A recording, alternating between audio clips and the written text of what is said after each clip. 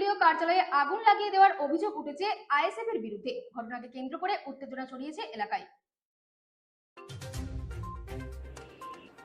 ভাঙড়ে তৃণমূলের দলীয় কার্যালয়ে আগুন লাগিয়ে দেওয়ার অভিযোগ উঠেছে আইএসএফ এর বিরুদ্ধে। ঘটনাটি ঘটেছে ভাঙড় 2 নম্বর ব্লকের ভগবানপুর অঞ্চলের নাটাপুকুর এলাকায়। স্থানীয় বাসিন্দারা জানান, রাতের অন্ধকারে হঠাৎ আগুনের শিখা দেখতে পেয়ে বাইরে বেরিয়ে আসেন তারা। দেখা যায় তৃণমূল কংগ্রেস দলীয় কার্যালয়ে দাও দাও করে জ্বলছে। পাশাপাশি কার্যালয়ের আশেপাশে থাকা দলীয় পতাকাগুলিও ছিঁড়ে রাস্তায় ফেলে দেওয়া হয়েছে বলে অভিযোগ।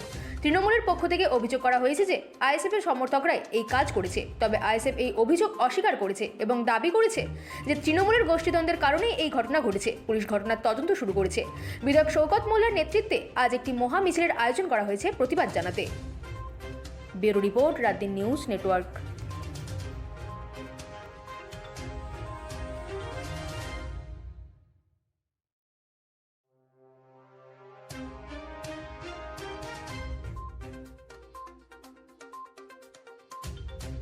কি ব্যাপার? কখন আগুন লাগলো? লেগেছে রাত্রি। কখন?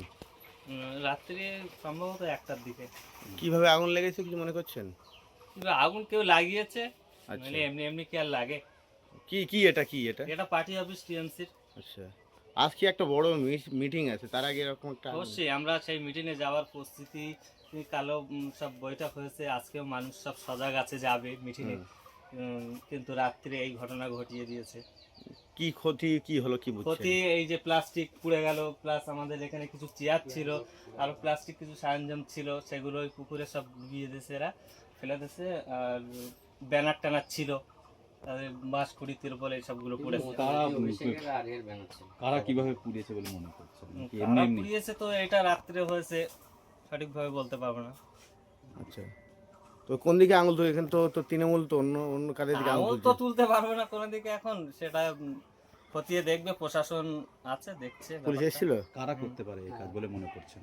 না, এটা বলতেই পারবো না কারা করছে বা কিভাবে হয়েছে, যেহেতু রাতের অন্ধকারে হয়েছে এটা। ঠিক আছে। আপনার নাম? আমার নাম মোহাম্মদ ফিরোজ উদ্দিন। ব্যাস।